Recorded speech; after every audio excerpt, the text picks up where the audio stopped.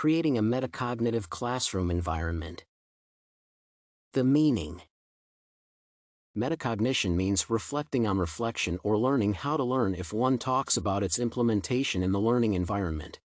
Teachers need to create a metacognitive classroom environment so that their students develop the ability to learn effectively and control their learning outcomes. There are several ways to establish a metacognitive environment in the classroom. The first method is to encourage students' reflections on their learning process, that is, how they have come to particular conclusions and what was challenging for them. Teachers should also explain to students how reflecting on their learning will help them to close performance gaps and achieve classroom goals. Self-assessment is another way to create a metacognitive classroom environment, which consists of motivating students to ask themselves what they did well, what are their areas for improvement, and what they should do next. Peer assessment is also important since it teaches students to reflect on the answers of their classmates, thus enhancing their thinking. If teachers actively use reflection practices in the classroom, their students will get used to applying their thinking skills. Strategies.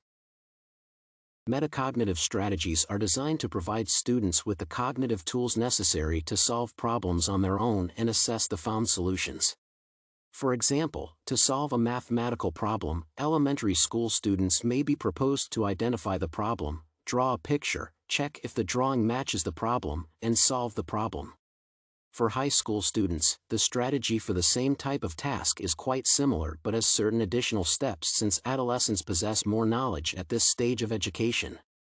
Students are encouraged to apply their prior knowledge to solve the problem and self-assess the feasibility of the attained results based on their experience. Based on the discipline, the questions that students should ask themselves may differ.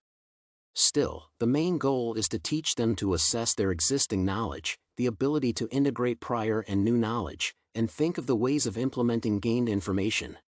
With the use of metacognitive strategies, students will be aware of their strengths and weaknesses and become lifelong learners in their adult lives.